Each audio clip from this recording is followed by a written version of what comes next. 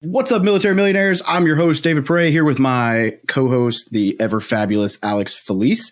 And today we have, a special treat. We have Jason Drees on the show, which I'm super excited about. So Jason's in GoBundance with me, and I've gotten to do we've done like a mindset microtribe call for the last couple of months. That's been really cool and really helped me think outside my my box, so to speak, as well as some financial mindset stuff. It's been really eye-opening for me, just those few calls. And obviously he's run around the Bigger Pockets circuit, just published Do the Impossible through the Bigger Pockets world. He's done over 5,000 hours of coaching, over 10,000 coaching sessions. And he is the mindset guy in the real estate space, I think. And I know he's not real estate specific, but I think that it just kind of skews that way because of the people he's found himself around. But so this is super exciting to me, and I'm really excited to have you on the show, Jason. So welcome, buddy. Welcome to the Military Millionaire Podcast, where we teach service members, veterans, and their families how to build wealth through personal finance, entrepreneurship, and real estate investing. I'm your host, David Perret, and together with my co-host, Alex Felice, we're here to be your no BS guides along the most important mission you'll ever embark on, your finances. Vehicle 1, you're clear to depart friendly lines. Roger, Vic 1, Oscar Mike. Hey guys, if you're looking to take your investing, business, life, or just yourself to the next level, then I have something for you. The War Room Real Estate Military Mastermind Group is a mastermind group that meets weekly in small groups of 5 to 6 people to help you hold yourself accountable and really experience that growth. But we also have a monthly guest speaker that we bring in, and we've had guest speakers that talk about mindfulness, taxes. We're bringing in somebody to talk about marketing. We bring in very specific topics that will adhere to very broad, any kind of real estate investing or entrepreneurship that you want to do, and will really help you out. We let you ask these speakers questions and get very personal with them. And then back to the small groups, weekly accountability for what you're trying to achieve, and just being surrounded by like-minded people. And they say your network is your net worth. I know that's an overused phrase, but I recommend that you check it out. So just shoot an email to wrmastermind@gmail.com. Once again, that's wrmastermind@gmail.com, and we'll send you some more information. Thanks, David. Thanks for the invite. The real estate guy. It's kind of funny. I'm not even in real estate, but I'm excited to talk today. Yeah, you want to give, I don't know that I've ever actually asked you the background. How did you get into coaching? And I mean, obviously this has kind of blown up for you over the last few years, it appears, but I'd love to hear the backstory on that. Yeah, I was in sales. I dropped out of civil engineering. That was never going to happen. Went into sales, was in business to business technology sales for a long time. I founded my first startup company, which was manufactured race car driver cooling suits, believe it or not.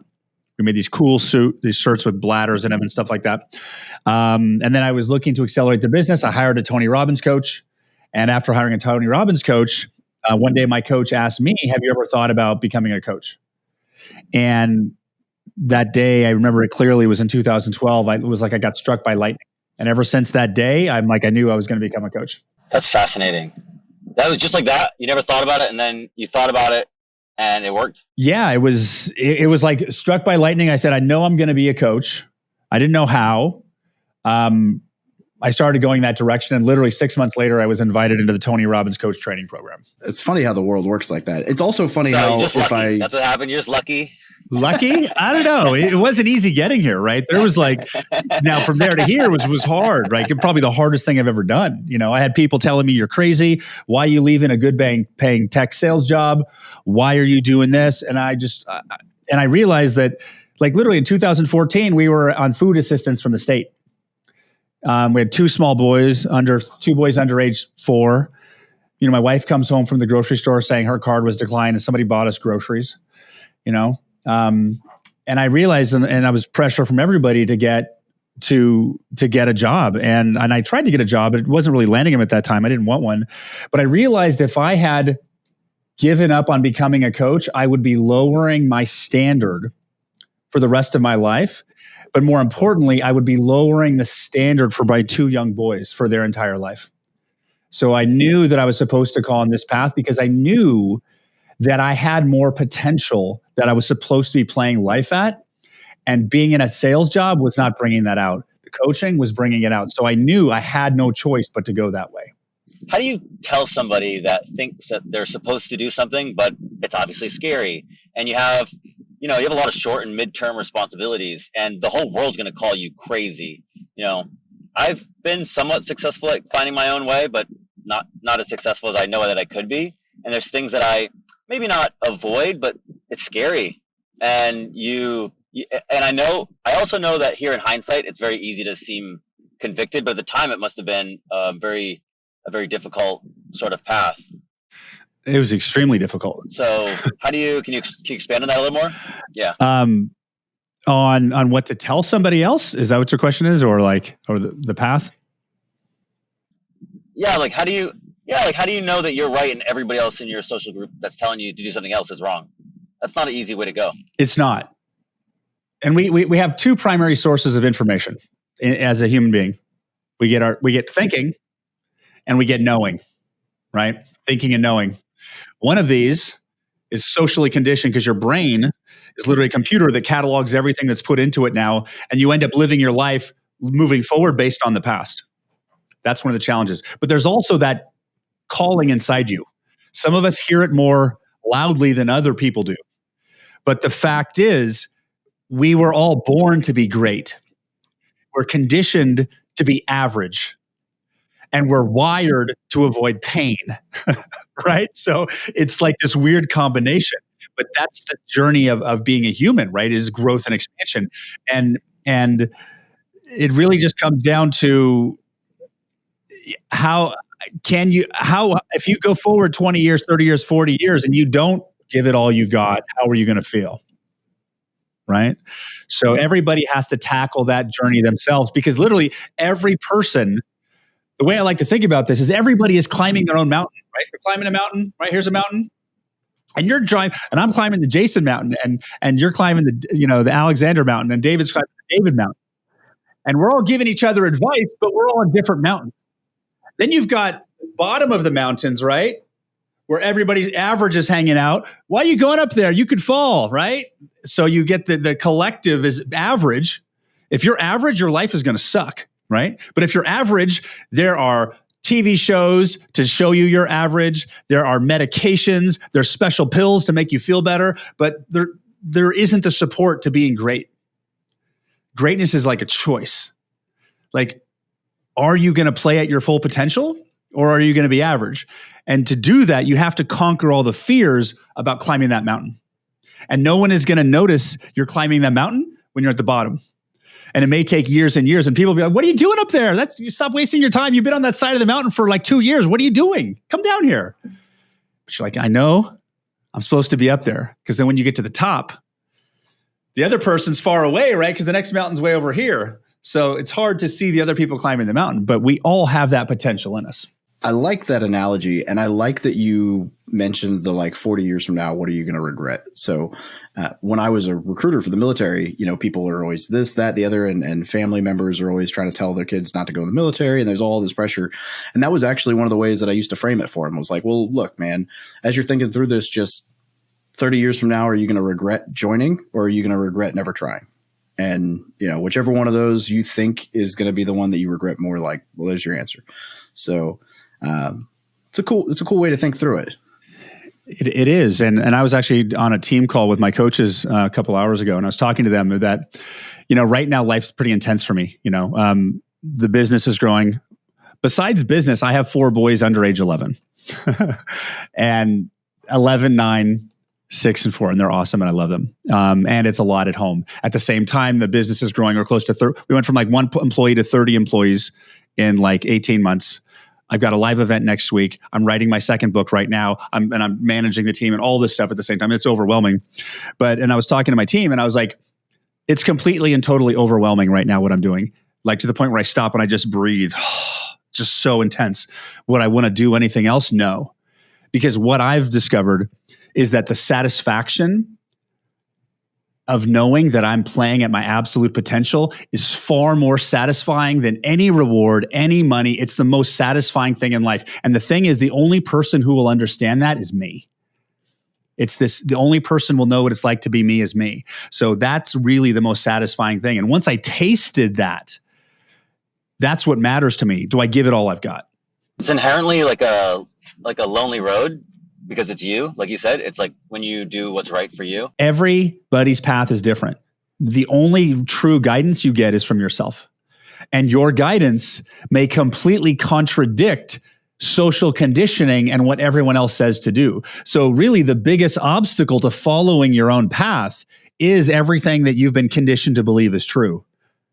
All of your business experience, all of your success, all of your schooling, all of your old success models that you used in the past, all of that stuff is literally the limitations of your future.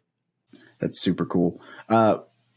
Yeah, it's interesting when you talk about like the mental limitations, right? Because I felt this way a lot over the last few years, like almost like there's a governor, right, that was put on me by, I don't know, myself probably. And I've used that analogy before where it's like, the car could go 150 miles an hour, but it's stopping at 110. Well, why? Well, because there's this one little piece of code that's telling it that's enough. And without taking that out, and I've felt that before with not going all in on various things in life. And one of the things that I've really struggled with over the last couple of years is that I'm finally getting a little bit better at is imposter syndrome.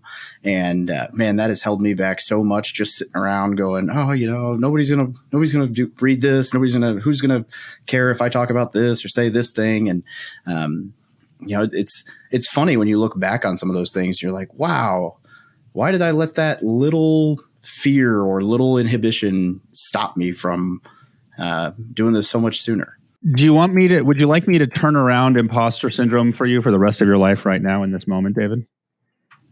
Yes.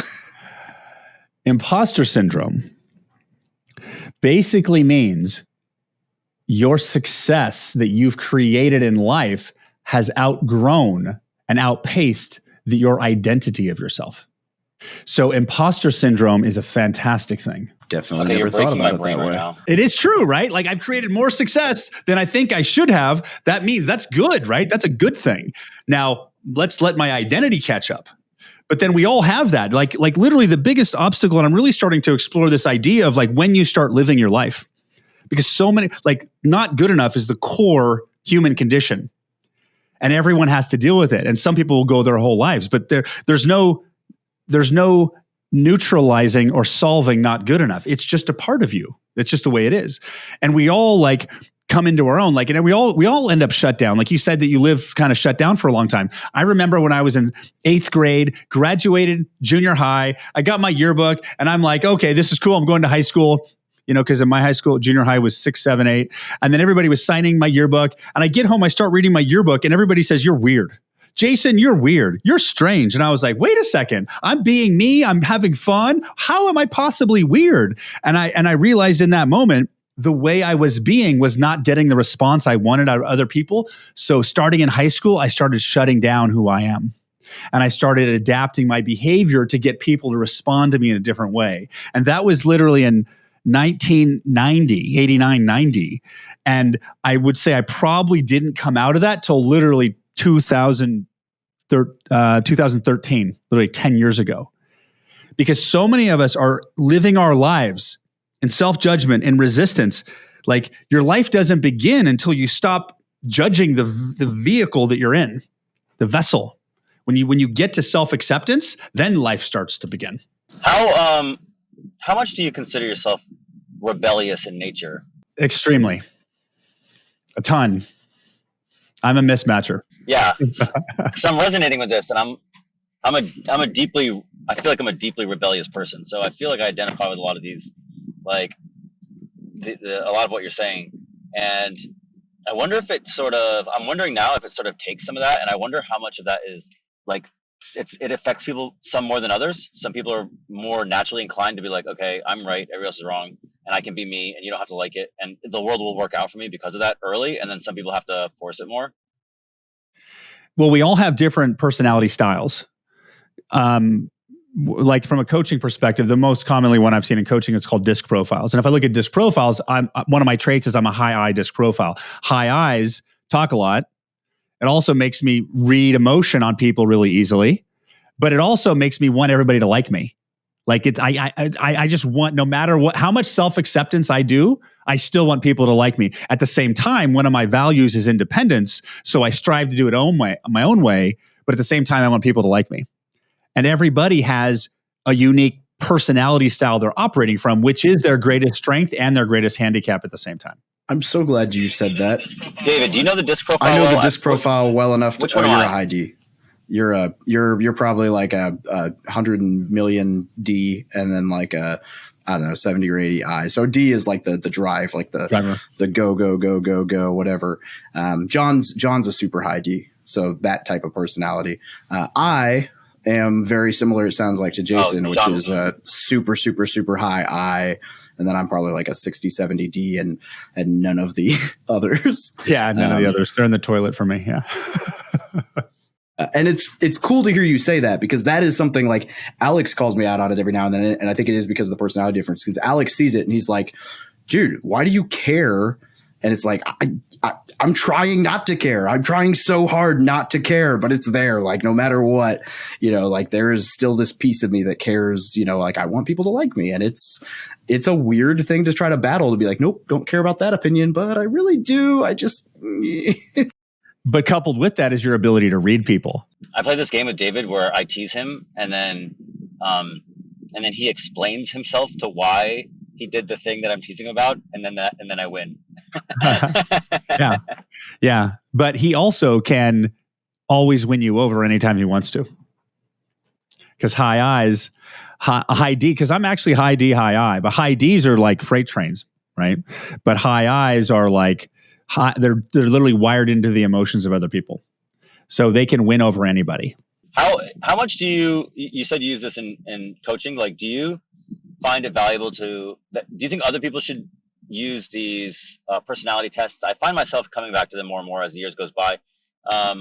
They're sort of flawed, obviously, but they can provide a lot of insight into self-awareness. So I'm curious how much is it a cornerstone, something for your information, or is it something that's useful for everybody? Should more people be paying attention to learning sort of how they and other people are? It was more of a cornerstone in the old coaching style I used to operate from,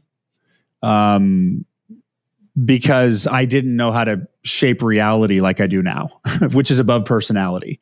Because now I'm coaching at the level above mindset. It's a great validation of who you are. Certain personality styles will be radically helped by understanding how they operate, because there's certain styles that have opposing energies, and when they understand that, they can be a lot more efficient. Disc profile, I think, is great. Everybody should take a disc profile, because it helps understand your style. And when you're a leader, understanding disc profile of your team helps you learn how to communicate in a way that other people can hear. Like, we run disc profiles on our nannies. So that's cool. I've actually, I love the disc profile. And so I, obviously you can also look at it and kind of determine like a high D is generally your better salesman, right? That kind of personality. I'm sure there's a difference, but I've actually been joking, not really joking, but saying for years, and I've got a couple friends at the recruiting command for the Marine Corps that I'm trying to like nudge this way to say, hey, if you guys want to actually succeed as recruiters, like, and the mission, you should have all of the top recruiters in the entire country take the disc profile. They're all going to have probably right around the exact same personality. And then you just have everybody who gets promoted to the rank that you require take that test, and those are the people you pull. Because right now recruiting is like, you're it. And then they wonder why half the people show up and they're like, nobody wants to be this guy, so nobody's talking to them about the military. Yeah. When you understand DISC, you understand how to motivate people, right? D's want control, I's want connection, S's want stability, and C's want rules and standards, right? So you can really easily shift your audience and find their motivation that way. Okay.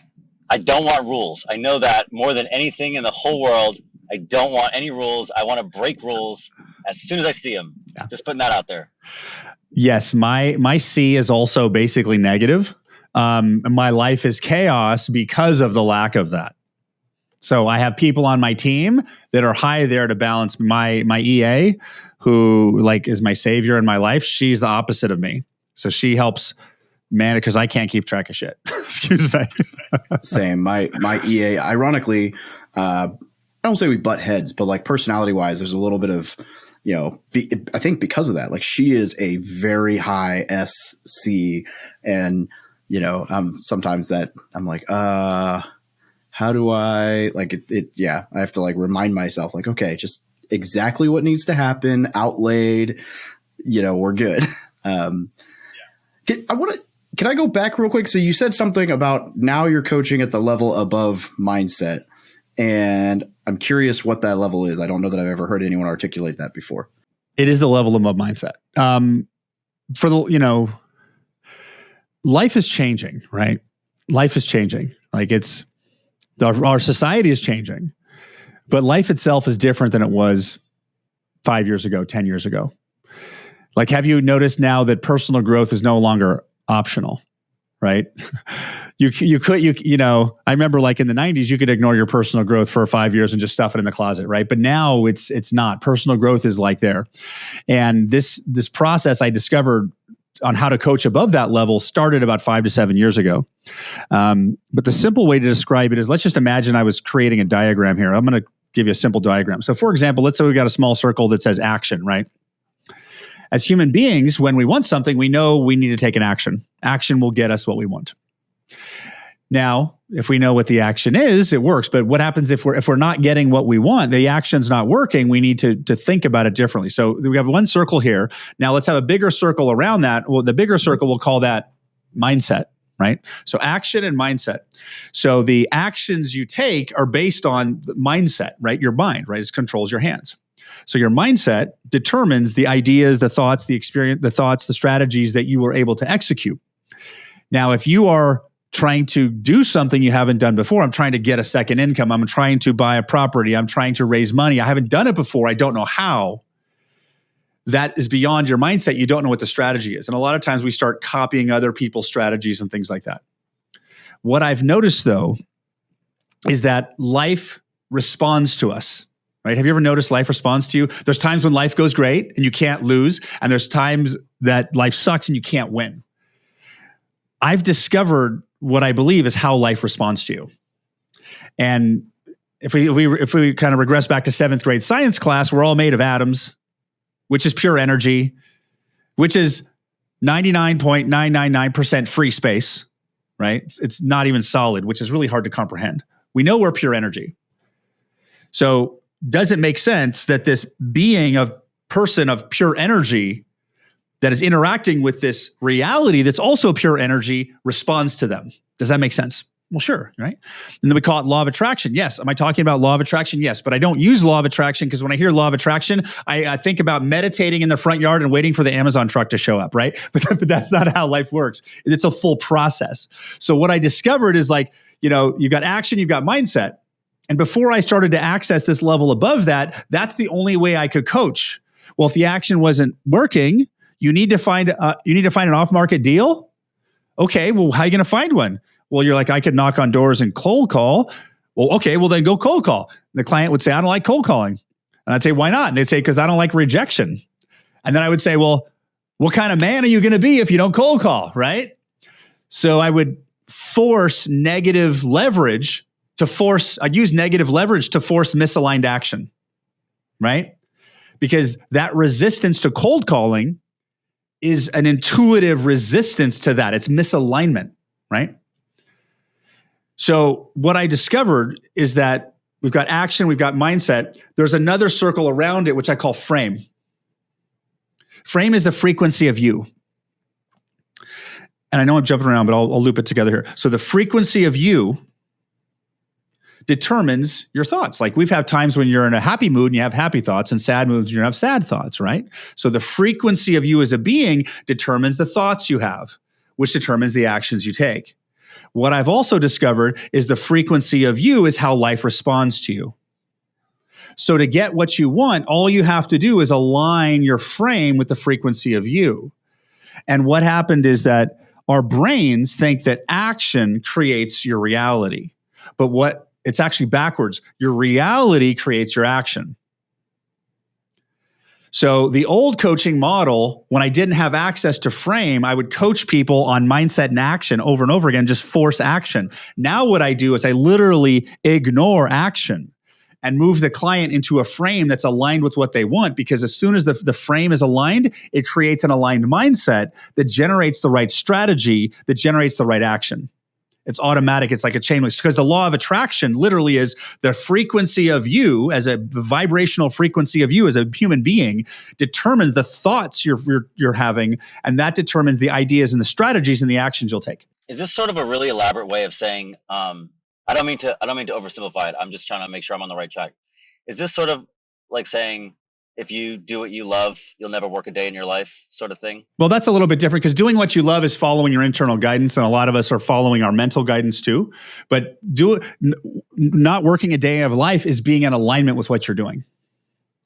So most people out there are chasing something and they're taking actions and it's not working because they're in a frequency of reality where it'll never happen.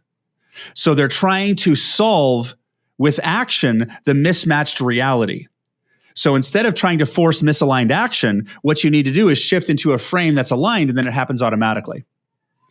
And literally this new process invalidated 90% of the coaching tools I used in the past. You don't need them anymore. And as I've been doing this, my client, I use this process to go from $100,000 in revenue in 2019 to $1 million, grew my revenue 10x the next year. I tripled it the year after that. And I took myself from me to 30 people on the team in about 20 months. And I'm 95% out of business operations. I use these tools all the time. So it's almost like that idea of the multiverse, right? There's an infinite number of parallel versions of you. Instead of becoming the one that has it, you shift to the version of you that has it. This makes so much sense to me, actually, because I've been talking to somebody and had a few thoughts. Somebody pointed something similar out to me a couple weeks ago, or months ago, I guess at this point. And so while I'm still absolutely working on it in this scenario, I've seen it. I've witnessed kind of the exactly what you're talking about, as far as the shift where. So the wife and I had, we were apart for a little while, as far as the military goes, and kind of a rocky spell, a little bit rough, whatever. And I was really down on it. And the guy pointed out hey, the fact that you're dwelling on it this way, thinking about it this way, and that's the energy you're putting out into the world is perpetuating this cycle.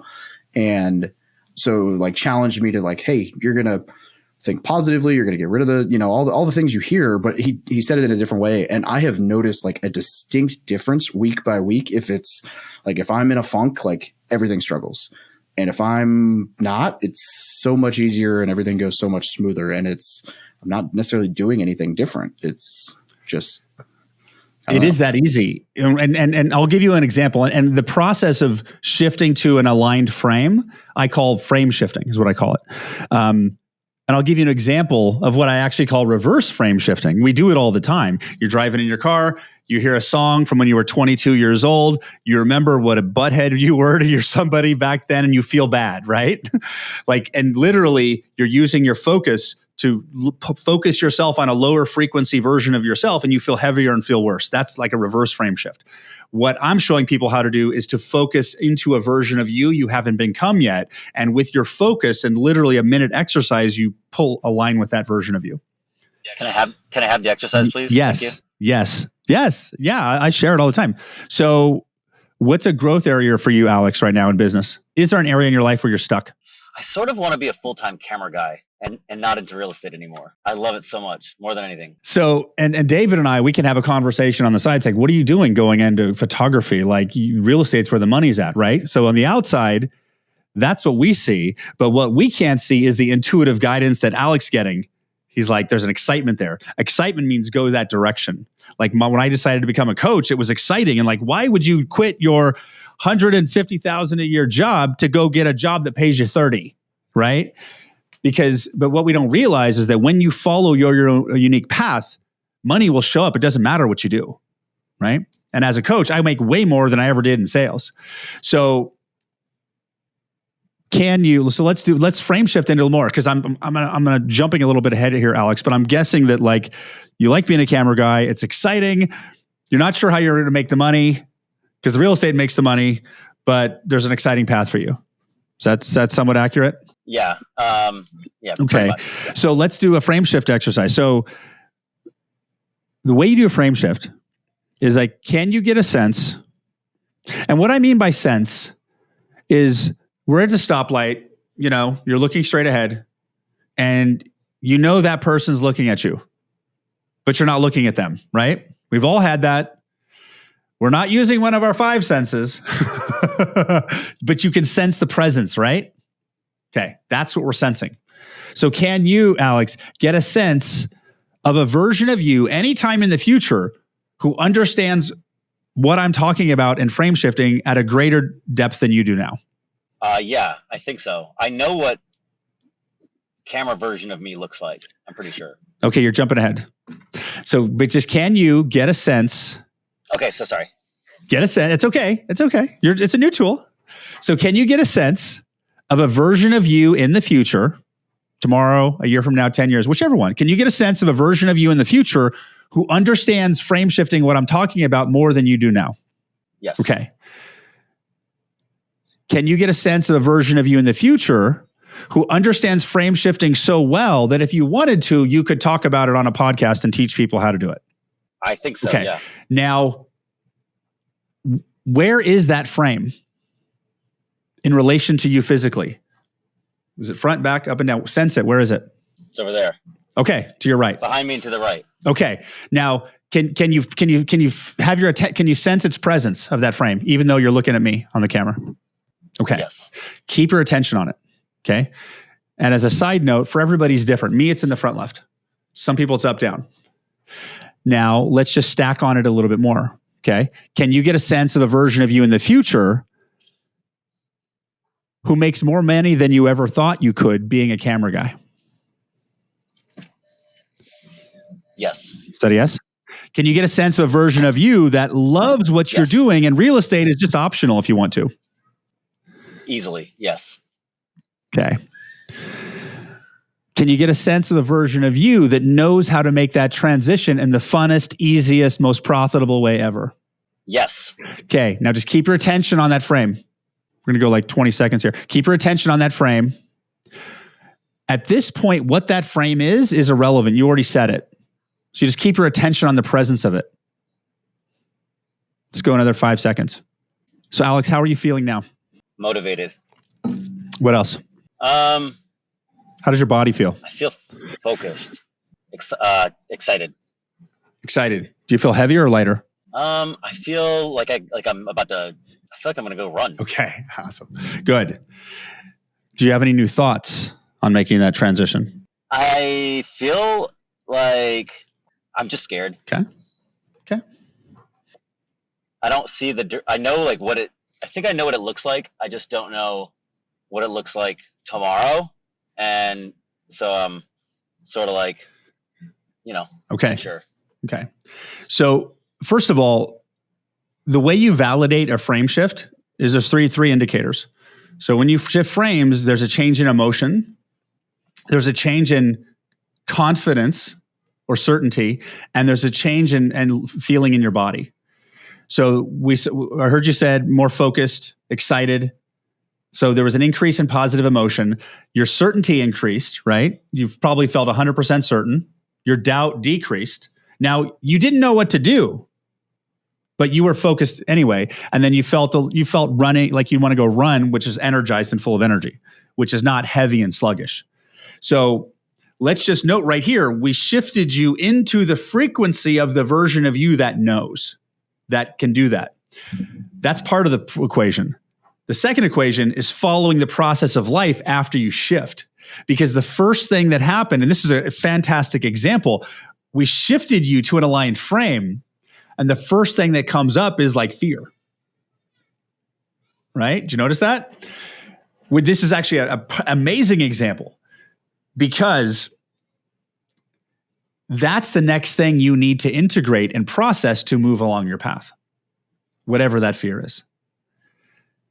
And that fear doesn't necessarily require intellectual resolution.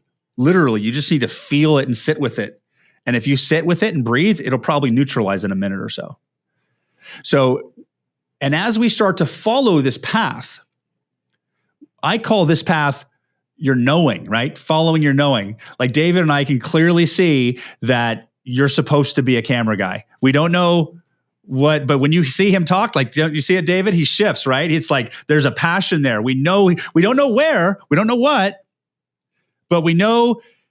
And it may not even be a camera guy. You may be a big movie director, but it starts as a camera guy. This is the first step. So here's the other concept you want to understand is that there's known and unknown, right? You can go forward in the known and unknown. Here's the best example I can give you for known and unknown. You got somebody with a W-2. They're in the military. They want to retire. They want to have money. They want to be real estate. And they read Brandon Turner's books and they're like, okay, I need 100 doors at $100 a door and I get $10,000 a month. And from now, I can make a plan for 5 to 7 years to get my 100 doors in 5 to 7 years. They can map that out, right? 100 offers, put 100 deals, 100 offers, 100 per offer, and you can map it back, okay?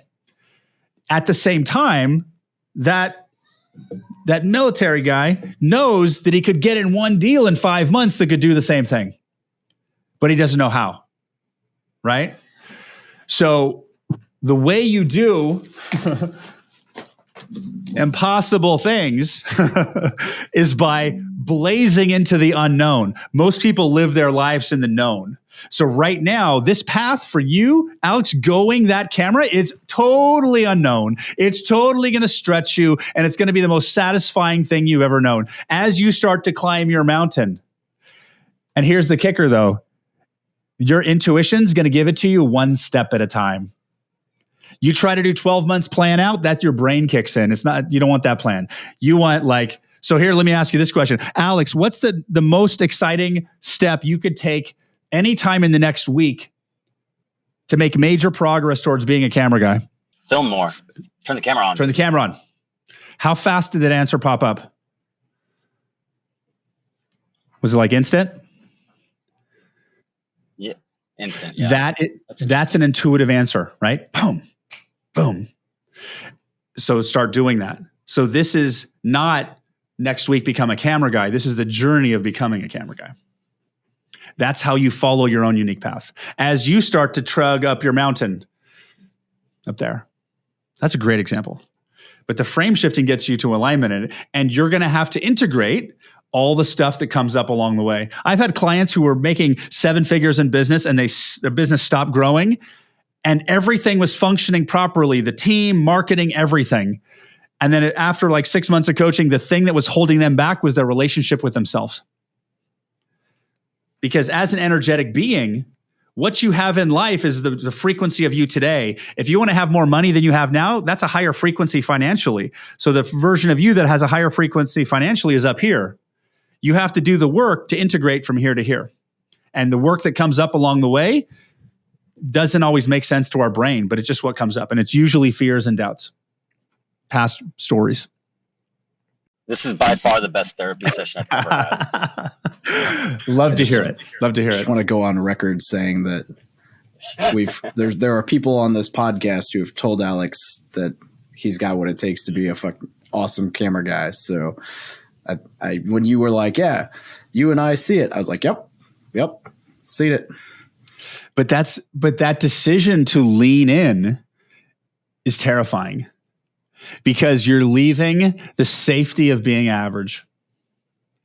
And when you leave the safety of being average, you stand out and you get to a point when you start to shine, you're going to make other people feel bad because they're neglecting themselves and their path. And you're going to be an example of what they're not doing. I love this. This is awesome. So, and yeah, I don't know if I almost feel like not asking another question just to like sit in this moment and let it flow. But this is what I figured out, like literally. And that's what's in this book. Like that's the foundation that's in this book. But this is like, I don't know how I figured out all this stuff, but the more I do it, like if you see me talk about it, I get full of energy. I'm supposed to be doing this. So yeah. No, you absolutely lit up. Dude, this is this is how I feel when I shoot with somebody else, and I know because my camera is about people, and so when I'm with somebody and I'm doing it and I'm on a film and I'm doing something I have this same or very similar symbiosis where I'm like, okay, I got you, I'm in control of you. I'll make you look, feel, sound confident, look your best, and I'll make it epic. And like I feel it just this way where I'm like, in the same way you feel it right now, because I'm feeling it, the same way where I'm like, okay, this is on another plane. This is my purpose. And that's how I feel. That's how I know. Yeah. So it's really fascinating because this is like it's layered. It's meta. You're doing it, and then I'm feeling it the same way. Yeah. And it's a journey that you'll never get to the end to. There's always another level. So that's the best advice I can give to somebody who's following in the footsteps of like doing their passion is fall in love with the journey and not the end result. Do you have any coaching clients that we know? Probably. Well, there's this one guy with a beard online. Besides Brandon Turner and Matt Onofrio, like those guys. Besides those guys. Yeah, those guys, and then I know my buddy John is working with one of your coaches right now. So, yeah. So I was going to ask. Well, I had intended on asking you like what some of the most common like limiting beliefs or limitations are that you see. It sounds like we kind of just summarized the answer to that, but I don't know if there's a different answer you would give in that context. And if not, then I'll move on to another question. There's an infinite number of limiting beliefs describing the same thing. Like the first way you start to really live your life on your terms is to make a decision. This is what I call a game-changing decision, where you're just like, you're going to play the game no matter what. Because you can be, let's say you want to play basketball and you're standing on the sideline ready to go in, and then right in front of you, you see somebody just get elbowed in the face, get a nose broken, knocked down. And you're like, and a lot of people want to play the game, are being called to play the game, but they're scared about losing and not winning and what could happen and breaking the nose. So it's like the first step and all the limiting beliefs start there about why they're not in the game. But when you make the decision to play the game no matter what, all of that fears about it go away. And rather than focus on limiting beliefs, let's just focus on the things that stop people from playing, given all they've got. Because most people, if you ask them what level of their potential they're playing at, they're probably going to give you a small number, 20 to 60%, maybe 80%. And if you ask why they're not playing at their full potential, they're going to give you answers like fear, doubt. They're going to give you emotional answers, right? Their emotions. So people end up come to coaching thinking, well, I have this fear. If I didn't have this fear, I'd be successful. If I didn't have anxiety, I didn't have stress.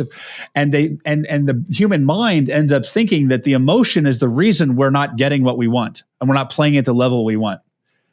But the reality is that the emotion that's coming up in the growth process is not the roadblock that's stopping the growth. It's literally the side effect and symptom of growth. As you grow to a higher frequency beyond your comfort zone, you're going to feel fear, doubt, uncertainty, worry. That's not the problem. That's the side effect. You cannot solve the side effects of there. Like if you're going to train for a marathon, your feet are going to hurt, right? Like it's going to happen, right? So once you accept that those emotions are not the problem, they're the symptoms of growth. Oh, it's going to feel like that. Yeah. Keep going anyway. Okay. Keep going. I love it.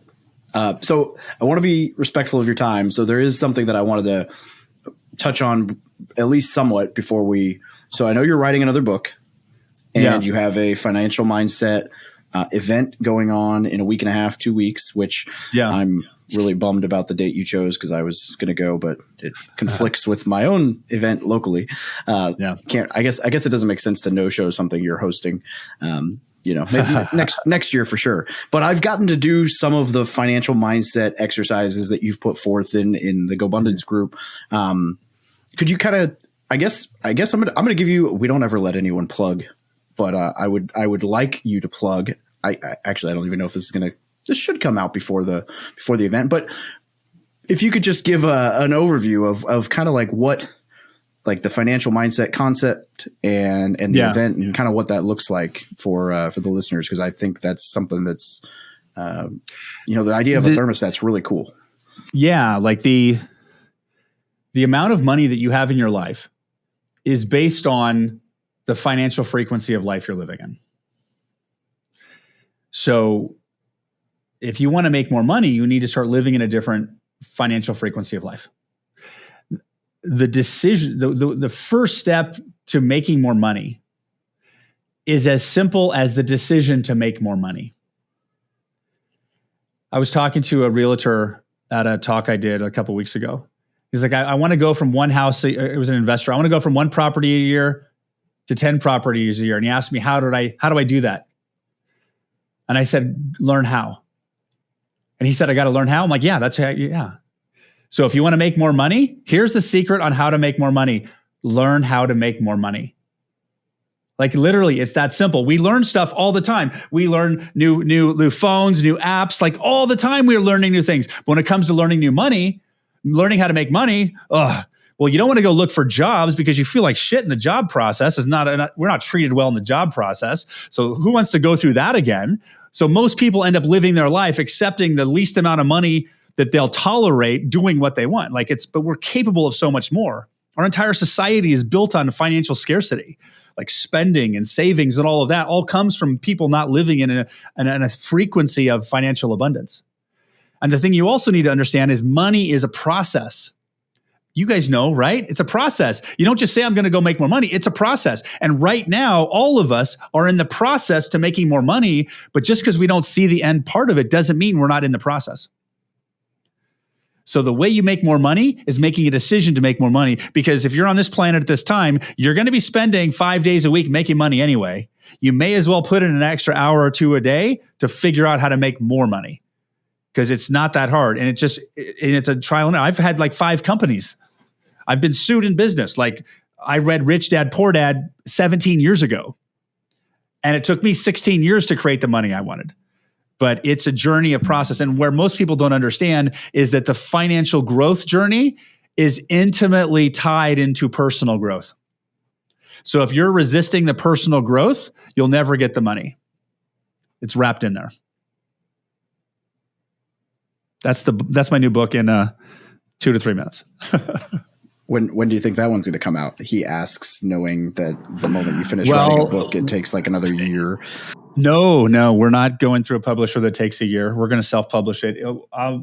I'm targeting being done writing with my partner by the end of July, and I'm going to publish it as soon as possible. So it should be out in the next 3 to 4 months. Oh, that's awesome. Yeah. Are you going to sell any limited edition signed copies that I can buy? Limited edition. I think I should now. Absolutely. Limited edition signed copies. Yeah. I'll get David to buy us one each. There's Alex's real financial mindset solution. Hey, Dave. Oh man, Jason, what did we miss? Is there anything that we should cover in this that we have? I mean, I feel like we've kind of done some pretty broad strokes, and ultimately, both of your books are great, resources for anybody who's looking to learn more about this, as well as obviously, it's like, hey, I happen to coach people for a living. So, if you're looking for more of this, people probably know where to go, but what are we missing? Well, there's a lot, there's a lot more. But I would say the other piece that really helps this journey is when you move into a place of self-acceptance. Because who you are and the path you've had in life up till this moment is a combination of all of the frequencies involved. And maybe you had a conversation with God before this, or maybe your souls are on a journey. We don't know, whatever you believe, but we do know that the experience of life you have had is to make you who you are now. One of the most ridiculous things I've ever seen in my life, well, politics, but like Supreme Court nominee hearings, right? 20 years ago, you did this. It's like, well, they're not looking at the 20-year-old person. Like, that person had to go through those things to become this person here. So who you are now is because of what you went through. And the way that you really start making a change in your life is to be in ownership of it. Take ownership. Because I would say probably 70 to 80% of the population, the reason why they're stuck, maybe even 90%, is that because they're in reaction to their present life, right? Where you are today, right now, in this moment, life is fixed. It's already done. Your bank account in this moment looks like it does. Your relationship, your house, your hair, your body, in this moment, it is what it is. So many people cannot get out of reaction to their present situation of their life.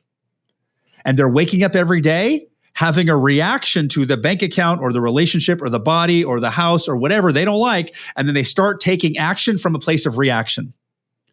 And that's a disempowered frequency. So you have to get out of reaction. So you get out of reaction to your starting your life today, then you move into an aligned frame and you'll create exponentially faster.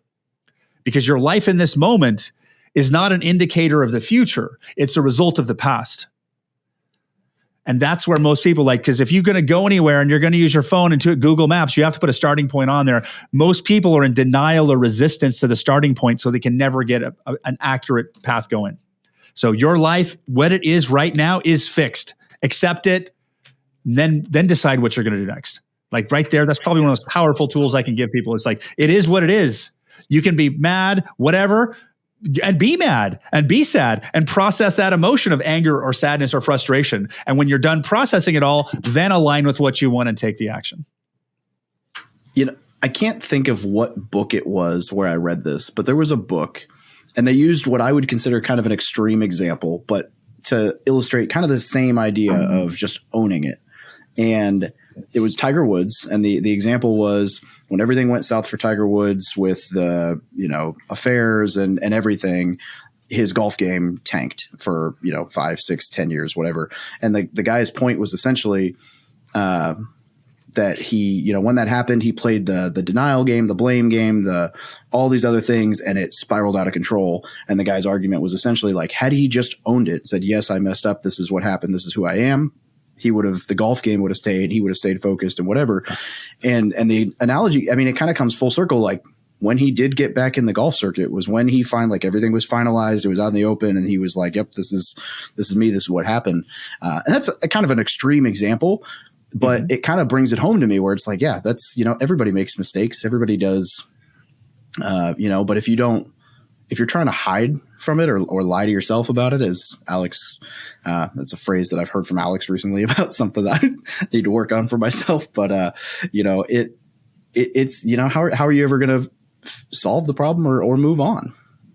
Yeah, absolutely.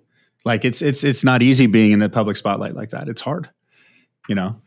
Yeah. With money and people being thrown at you, I can't imagine how difficult that is. Right.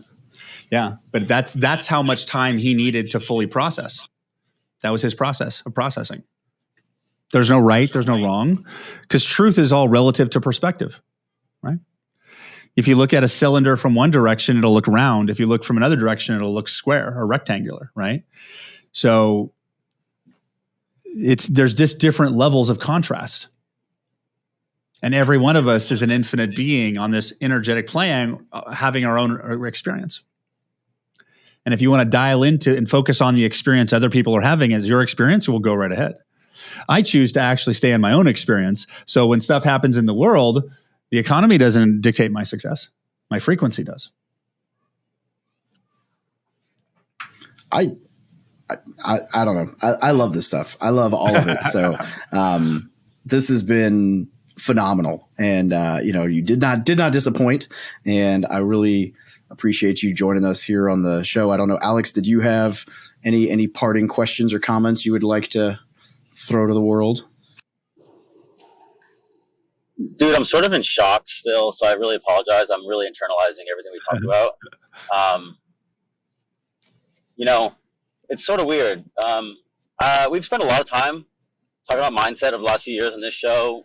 David and I have engrossed in a lot of personal growth. I think we've done a good job of being around social circles that are focused on personal growth. We're in a mastermind together. Like, it's not on the surface, this is not new topic, but this definitely feels like we broke new ground in a way it's going to take me a few days to,